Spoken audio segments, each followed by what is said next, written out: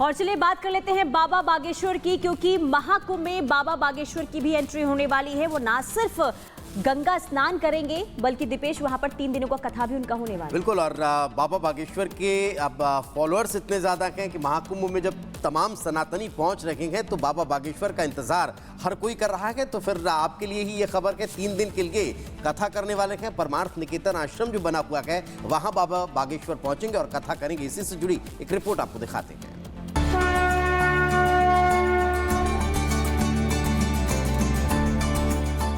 में हम भी जा रहे हैं, महाकुंभ में हम भी जा रहे हैं। प्रयागराज के महाकुंभ में बाबा बागेश्वर की एंट्री होने वाली है। हिंदू जगाओ और हिंदुस्तान बचाओ के जयघोष और प्रण के साथ बागेश्वर धाम के पीठाधीश्वर पंडित धीरेन्द्र कृष्ण शास्त्री 24 जनवरी को महाकुंभ में प्रवेश करेंगे। महाकुंभ में पंडित धीरेन्द्र कृष्ण शास्त्री के आने की तैयारी हो रही है। संगम स्नान के बाद बाबा बागेश्वर 3 दिनों तक महाकुंभ में कथा करेंगे। उनकी कथा का आयोजन लेटे हुए हनुमान जी के मंदिर के सामने किया जाएगा। जा तो रहे 24-25 को, लेकिन 3 दिन की कथा माने नहीं। हमारी उनके प्रति बड़ी निष्ठा है, बड़ी कृपा हम पर करते हैं। परम पूज्य श्री परमार्थ निकेतन वाले पूज्य श्री चिदानंद मुनि जी, उनकी आज्ञा लगी है तो संगम के ठीक सामने हमको 3 दिन की हनुमान कथा सुनाने का सौभाग्य मिल रहा। श्रद्धालुओं में इस कथा को लेकर जबरदस्त उत्साह है और इसे सुनने के लिए लाखों की संख्या में लोगों के जुटने की संभावना है। महाकुंभ में जाने को लेकर बाबा बागेश्वर का कहना है कि उनका ये परम सौभाग्य है। वहीं बागेश्वर ने हिंदू जगाओ और हिंदुस्तान बचाओ के अपने प्रण को भी दोहराया और कहा कि 40 करोड़ भक्त कुंभ में आ रहे हैं और उसमें से 2 करोड़ लोग भी अगर जाग गए तो समझो देश जाग गया। इस बार महाकुंभ में जो हम डुबकी लगाएंगे, वो कथा करेंगे हिंदू बचाओ हिंदुस्तान बचाओ, क्योंकि वहां हमने सुना 40 करोड़ लोग आने हैं। 2 करोड़ लोग ही दिल्ली चले गए, सो खेल हो। चाहिए तो हमें 40 करोड़। बाबा बागेश्वर ने हिंदू बचाओ हिंदुस्तान बचाओ संकल्प का अभियान और तेज कर दिया है। महाकुंभ में बाबा के आने और उनके कथा करने को लेकर भक्तों में अलग ही उत्साह है। 24 जनवरी को महाकुंभ में एक अलग ही छटा देखने को मिलेगी। Bureau report, Republic Bharat.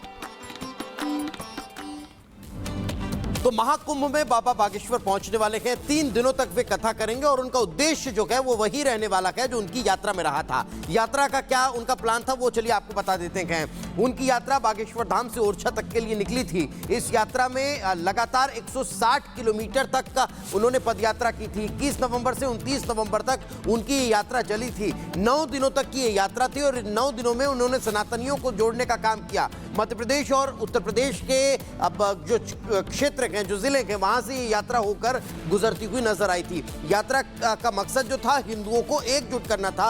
इसी उद्देश्य से ये यात्रा निकाली गई थी और अब इस उद्देश्य को लेकर बाबा बागेश्वर महाकुंभ में पहुंचने वाले हैं।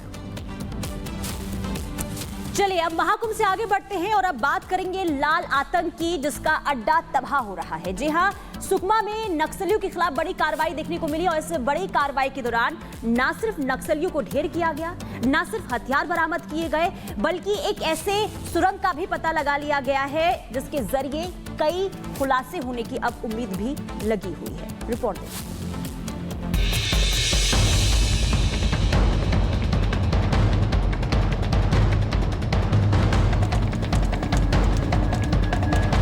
'छत्तीसगढ़ को नक्सल मुक्त करने की मुहिम केंद्रीय सुरक्षा बल पूरी गंभीरता के साथ आगे बढ़ा रहे हैं। बस्तर से गढ़चिरौली तक सुरक्षा बलों की पूरी कोशिश है कि लाल आतंक का निशान इन जंगलों से पूरी तरह से मिटा दिया जाए। इस मुहिम में सुरक्षा बलों ने सुकमा में एक बड़ी कामयाबी पाई। इस कामयाबी की जड़ें इतनी गहरी हैं कि आप चौंक जाएंगे। आपको इस समझने में देर नहीं लगेगी कि आखिर नक्सली कैसे घात लगाकर जवानों को अपनी गोली का निशाना बनाते थे। पहले घात लगाकर जवानों पर हमला करने वाले उस रास्ते को देखिए जहां से नक्सली हमला करते हैं और तुरंत अपने बिल में छिप जाते थे। जब जवानों ने शुक्रवार को उसकी जड़ें खोदना शुरू की तो उन्हें और भी हैरान करने वाली चीजें दिखाई दी। सुरंग के अंदर लाल आतंक की छोटी सी फैक्ट्री नजर आई जहां हथियार बनाने की मशीन रखी थी। यही वो मशीन है जिससे नक्सली अपने आतंक को फैलाने वाले घातक हथियार तैयार करते थे। ऐसे ही सुरंगें और मशीनें आपने मिडिल ईस्ट में देखी होंगी, वही सुरंगें जहां हमास तबाही का सामान तैयार करता था। बीजापुर के इस इलाके में सुरक्षा बलों की कामयाबी सिर्फ यहीं तक नहीं थी। इस इलाके में छापेमारी और एनकाउंटर के बाद सुरक्षा बलों को बड़ी मात्रा में हथियार जैसे कि रॉकेट लॉन्चर और ग्रेनेड भी मिले। नक्सलियों के ठिकानों से बम बनाने के लिए कांच की बोतलें भी मिली। साथ ही नक्सलियों के ठिकानों से इंजेक्शन और कई तरह की दवाइयां बरामद हुई। इसी एनकाउंटर में सुरक्षा बलों को बहुत सारे दस्तावेज भी मिले जिनकी जांच जारी है। फिलहाल जवानों की पूरी कोशिश है कि वो नक्सलियों के और ठिकानों की तलाश कर उसे तबाह करें ताकि लाल आतंक इन जंगलों से पूरी तरह से खत्म हो जाए। Bureau report, Republic Bharat.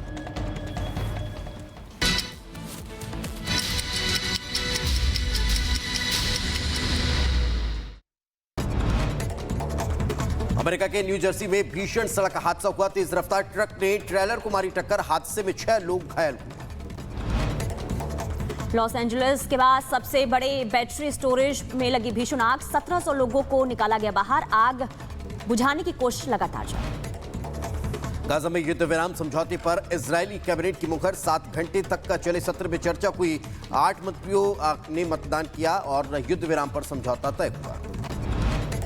युद्ध विराम के ऐलान के बावजूद गाजा में हमला जारी है। गाजा पट्टी में धुएं का गुबार उठता देखा गया। फ्रांस राष्ट्रपति इमैनुअल मैक्रों ने लेबनान के राष्ट्रपति जोसेफ औन से मुलाकात की है। इजरायल युद्ध विराम को लेकर चर्चा की है।